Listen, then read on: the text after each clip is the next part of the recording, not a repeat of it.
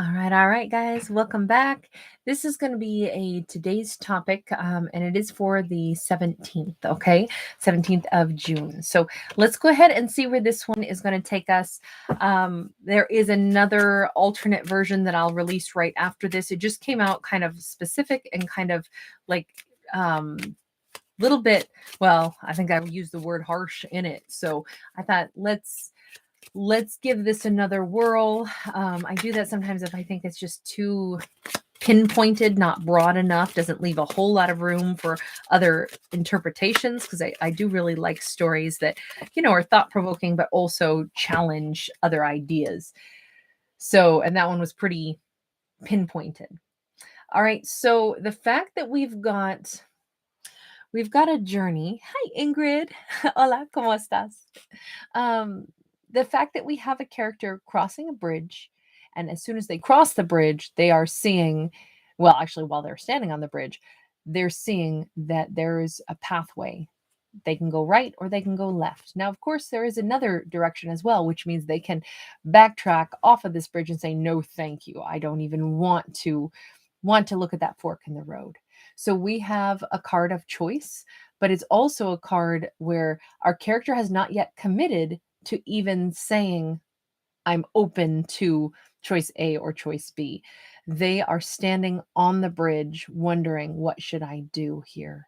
So this is life altering, whatever this choice, well, it's multiple facets to this. It's going to be a life altering choice if they cross the bridge at all. And then they have more choices to make after that. So do they basically stay where they are? Or do they continue on their journey in life and be brave enough to see what's on the other side of this mountain? This could be somebody who is wondering, do I reach out to this person? And then if they do respond to me, then what do I do? Am I prepared to either offer them something? Am I going to offer them love? Am I going to offer them friendship? Hi, everybody. So glad you guys are here tonight. Buenas noches. Hi, Cara B for me. Know Thyself Oracles with Linda J. Hi, hi. Hey, Christy. Hi, Colt. Vampy, you guys are awesome. Thank you for being here. We got the sun. I gotta say, the sun is associated with 6. It is a solar number. Obviously, we are in June. By the way, this is card... Is that card 31 or 37? I think it's card 31. But I can't tell you for sure because the script is very scrolly. We could be talking about dates. We could be talking about times, 631. But the bottom line is somebody wants to make a choice for their happiness. And it is, both of these cards depict a journey. Okay. This time it's a journey across the Sahara Desert, but there's the pyramids, there's the unknown, there's the excitement. I mean, to me, I'd be like, take the trip, but I'm all about always choosing to like step into the mysterious, step into the unknown, not to play it too safe to where we don't have experiences or grow or resist just because it's like, well, this could be a disaster. On the other hand, it could be the greatest happiness ever, but I have no guarantees. We never have guarantees. So to me, I'm like, I'm rooting for this character. Go across the bridge and then see what happens. Be open to one choice that then perhaps creates multiple more choices that you have to make after that. But it gets the ball rolling. But will this character take this step? This says they want to. Will they do it? That's a whole nother matter. Just because we have the best of intentions, the desire to be really happy, the desire to be brave and step into the unknown, doesn't really mean that they'll do it. This person would have to have some pretty strong leadership skills too. Leo is associated with that. By the way, that was card 31. Okay, thank goodness, because we have 27 now here. And I can see how they make their 7s. So we have a message coming in. The birds are always going to be associated with some kind of message, a letter. Sometimes it can be associated with gossip. But in this case, there is communication coming in. There is if this person chooses to reach out to someone, that person will respond. Now, and they're pretty sure that the person will respond. But the problem is they don't know what the response will be. Now you notice that this is a dove carrying it. So it would be, I think that the first step this person needs to make is to go ahead and reach out to someone. And if they reach out with the correct intentions, the response they get could be really kind, really soothing, something where it's like, wow, this person also wants to kind of like make things more calm, make things like so that we can have a place to actually have dialogue instead of like maybe there was previous hostility. Remember, this person feels like it's a big old risk to reach out, but their great hope is that it could lead to great happiness. If they do reach out, if they are brave enough, because it is going to require bravery, it looks like they will get they'll get a message and possibly an invite, and they will be there in like, this is a hold my beer kind of moment. I gotta go. I just got a text message back or a letter back from the person that I want to see more than anything, the person I was petrified from reaching out to, but they wrote me back, and I need to get on my pony and saddle up and ride directly to them. This is immediate conversation. This is an opening of the doorways of, oh my God, I can't believe it. We're actually talking again. So I'm going to say there's been a lot of time apart for these characters. Let's see if we can figure out who they are. Okay. So who is this character? First off, who is the one contemplating, I really want to reach out. I'm nervous. I don't know what's going to happen. Okay. 8 of Pentacles are somebody who's grown a lot. Knight of Swords. And because they've grown a lot, they are now at a place where they say, I have to. Candy's Life, thank you so much for being here. I'm delighted you're here. It's like this character has worked enough on themselves that now it's like, I've got to go ahead and do this. When we reach a certain point in life where we say, I really have made personal improvement, personal growth, that propels us forward. So they feel compelled to do this despite all odds. 7 of Cups, the big unknown is, I don't know, will that person write me back? Or will I be able to have a 10 of Cups? I can't say I'm only going to send them a message if I'm pretty sure that the odds are in my favor that I'm going to get a 10 of Cups with them. Because truthfully, that wouldn't show a very evolved person if they'll only place a wager in life if they're sure that they're going to get what they want. A really evolved person goes, you know what? I have to do the right thing for my soul. I may not get the outcome that I'm wanting, but my soul still says, I've got to talk to this person. I've got to talk to them. That's just how this is. I've matured. I've grown. So I'm going to go ahead and do it. I don't know what their response will be. I don't know if they'll say yes to me. I don't know if they think of me as a 10 of Cups. I don't know if anything will come of this, but I have to do it because I am evolved. So this person is reaching out. They could be a divine masculine, does not have to be. It's just that's who we see on that first card when I asked what, who is this person who's about to cross that bridge? The bridge meaning they are going to send a message. Okay, so tell me about the response over here. Tell me about hold on.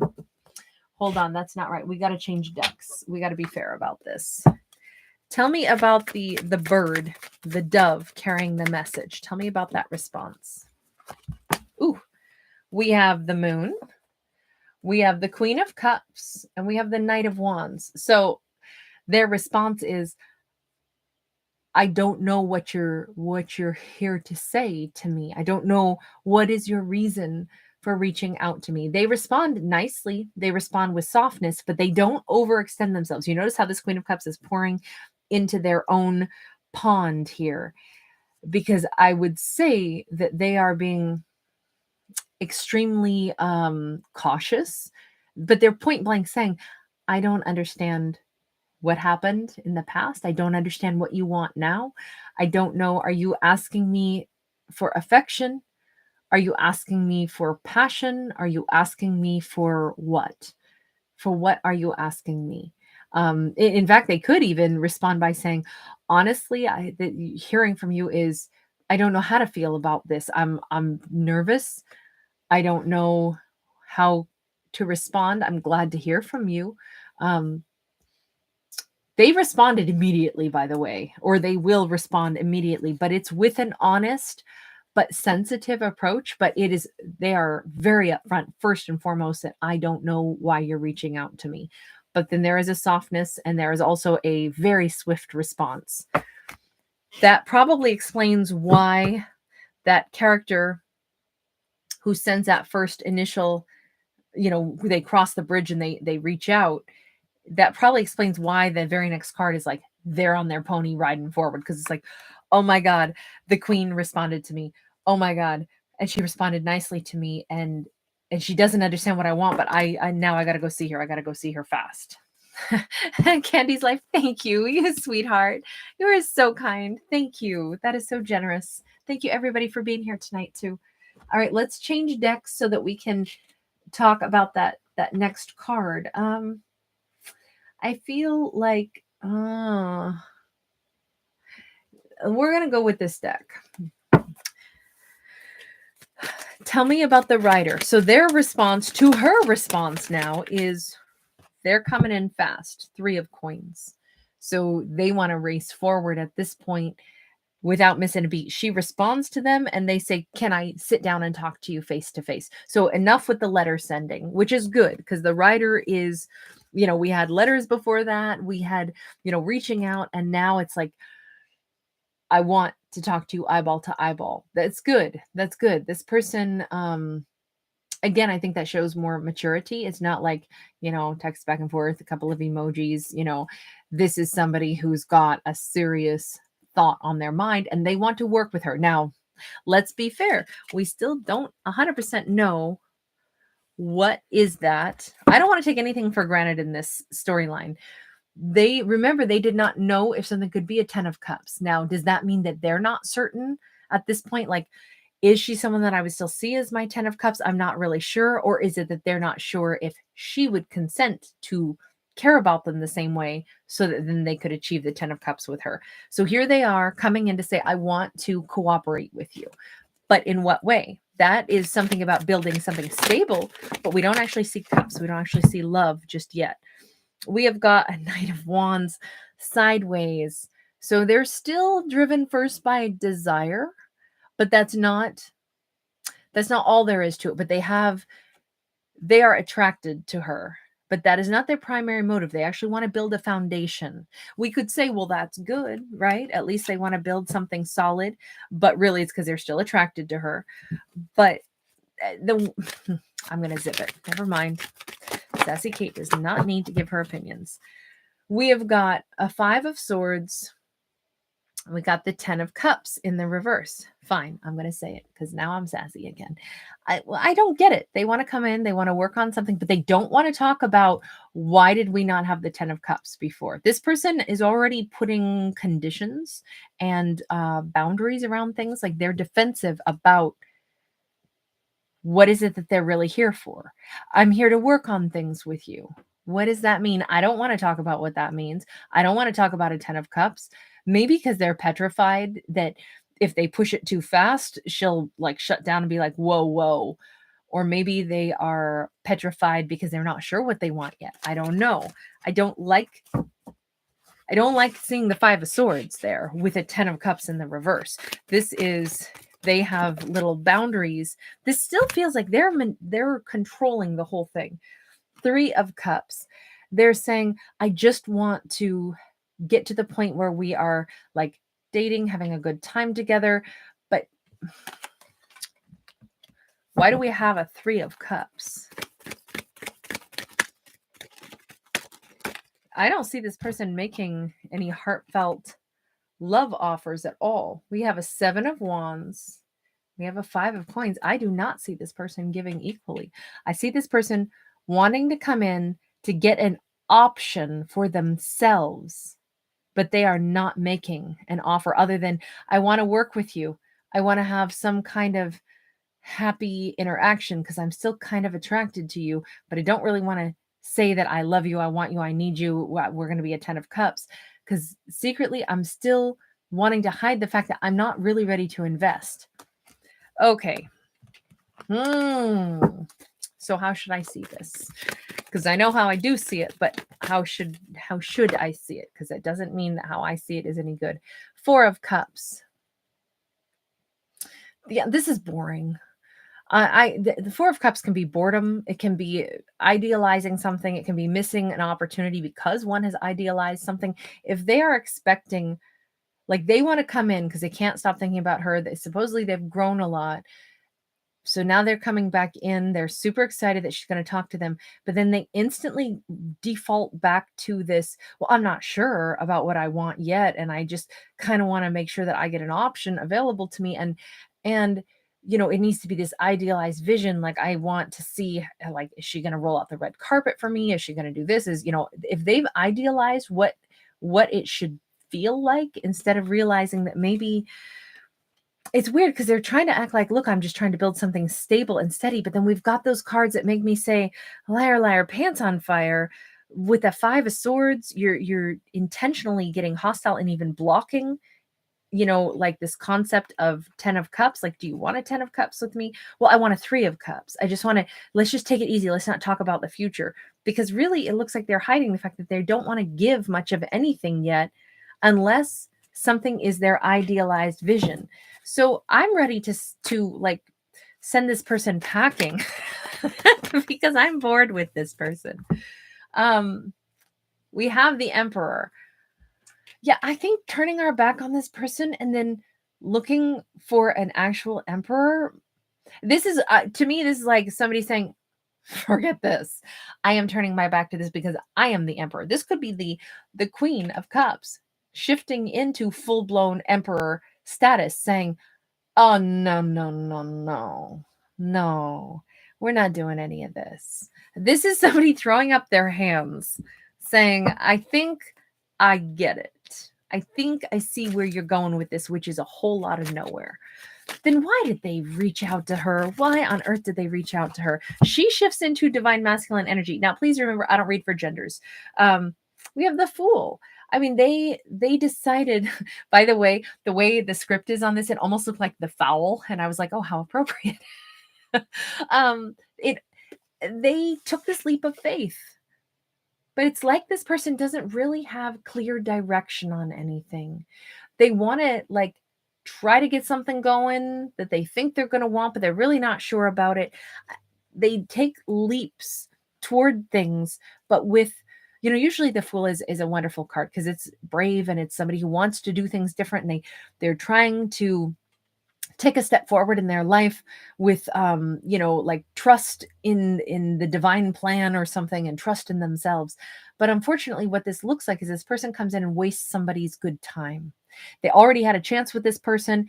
They feel like they botched it or something, so they want to come back in and try it again, but their heart, their maturity level isn't up to snuff, which makes sense because a Fool is also like the ultimate baby of the deck, because it is the newborn. This is like, I feel like this person has no relationship skills, and they wanted to come back in and try it because they think that they've grown some, but they want to practice being in a relationship, but they actually don't really feel ready for a relationship still. And I think that's why it shifts that Queen of Cups into her divine masculine energy and steps her. Sometimes when someone is faced with a person who is coming in at a very like inept level, it actually makes them say, wow, I recognize I am many, many levels advanced beyond this person. In fact, I'm not even just a queen, I'm a full-blown freaking emperor, empress energy. I realize I really only want somebody who knows what they want, because I know that I know what I want. I want a partner that would be by my side that I can build an entire legacy with. I want somebody who wants the 10 of Cups, the 10 of Pentacles. I want every 10 there is with this person. I want a person who knows who they are, what they want. They need to want me the same way I want them, and we want to build together. I realize that so loud and clear because this person from my past puts out this effort to try to get me talking to them again. It works. Only then I see pretty quickly that they actually don't have any plans here. They haven't really grown. They're practicing playing house with me but they're not self-aware enough to mention that that's where they're at. They're still at a very baseline level. And I realize now just how far advanced I am beyond them. And so I throw out my hands and I turn my back on this and I say, no, I don't think that this character is not like a bad person. They're not calculating and manipulative per se. They're just very young still. Yeah, we have a 5 of Wands. I really think that they want to kind of argue this point then, like, well, what do you mean? Like, we were just trying to, we're going to learn and grow with each other and kind of figure things out. And I think that our queen has shifted into an emperor status, which, by the way, we don't see that very often in stories. I think that they're kind of in that vibe of basically saying, no, see, when you're learning about somebody, you still would be doing it with an intention. So you don't have an intention. You don't have a 10 of cups upright anywhere. You don't have a long-term goal with me. You're practicing. That's all you're doing. That's why you don't want to talk about 10 of cups. That's why you get hostile. You say you only want to talk about 3 of cups. So that's just dating. You don't actually want long-term. In fact, with the 5 of coins, you want to make sure that you never get into a position where you actually would have to commit and give. So you're not being sincere. Maybe you don't know that you're not even sincere, but you're not. You want something that you've idealized and you're hoping to now find it, but you're not aware that in order to get the thing that you idealize, which apparently would be like a love that lasts forever and somebody that adores you, you have to adore them too. But you don't. You're not coming in with any long-term plan or any building project with me. You're just wanting to practice. So that's why I think this is going to be a hard pass. Yeah, we have a 10 of Wands. This is actually going to close out this cycle with relief. We have a 9 of Wands. It's like, I'm ready to, I'm fatigued of this. So I'm ready to put my energy elsewhere. We got a 6 of Cups. Yep, you were a soulmate, darling, but that's it. We learned lessons with each other. 7 of Cups. I'm not 100% sure what direction you're going to go now. I only know that I'm turning my back on this because I got the lesson. And thank you for being a soulmate, but you're not my person. It doesn't look like. So there is some confusion about, like, I'm not 100% sure why you chose to come back and practice with me. But that's okay. Maybe because with 6 of Coins, I was willing to help you. And deep down, I would say, because we end with the High Priestess, I would say that's exactly what this was. And that's what our lead character knows deep down inside themselves. What they say to that person might be what I've already mentioned. They're like, no, we're not going to do this. You're just practicing with me. You're not ready to be in a relationship. It's okay, though. I'm not mad at you for it, but I am tired of it. So I'm going to let you go. And yeah, we had an interaction, didn't we? We were soulmates. We learned something together. Maybe we were past life soulmates. Maybe we needed to sign up to help each other get to where we needed to be. Because I learned something too. I learned that I'm an emperor status now, and I realize you're practicing a lot still. And I'm not mad at you for it. So we both learned something. But I'm not sure what you're going to do next. I just realized that I gave you as much as I could. And you gave me some lessons too. So we did have an exchange here. I'm not 100% sure that I needed to go through that. But deep down, this is the part I think they keep silent. I think that they're going to say, but deep down, I do know that maybe this is exactly the way this was supposed to play out. This person is still practicing. And I was able to see that I'm not practicing. I got the graduation cap on this one. I know what I want. They helped me because I've been able to release them.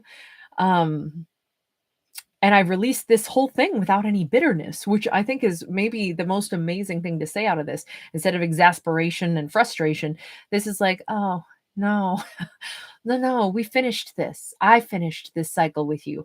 I've gone as far as I can with you. I can see it clearly.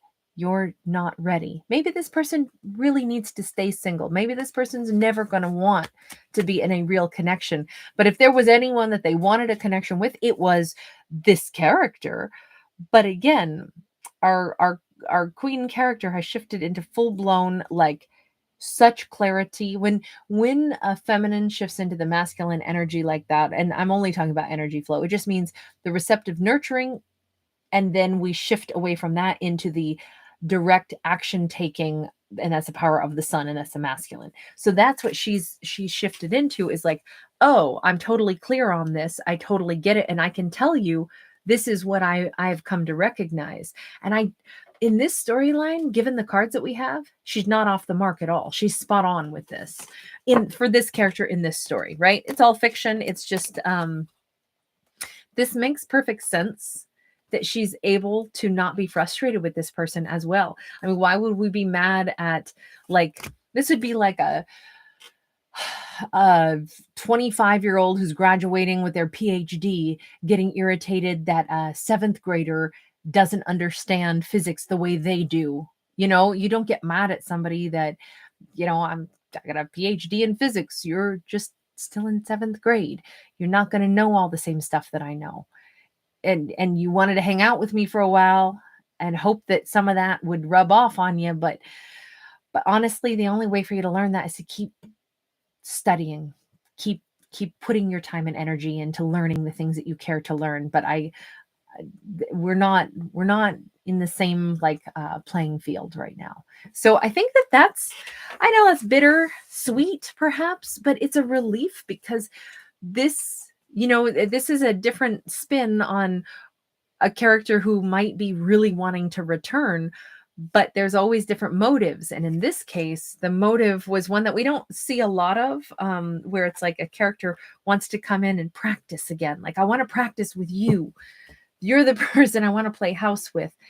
You know, it's an interesting thing that they feel so bonded to our lead character, but in truth, they still aren't on par with our lead character. And I think that's an interesting concept to roll around. It makes it a lot more, I'd say it makes it a lot less painful, is what I would say. Andrea, thank you, sweetheart. You are so kind. Thank you.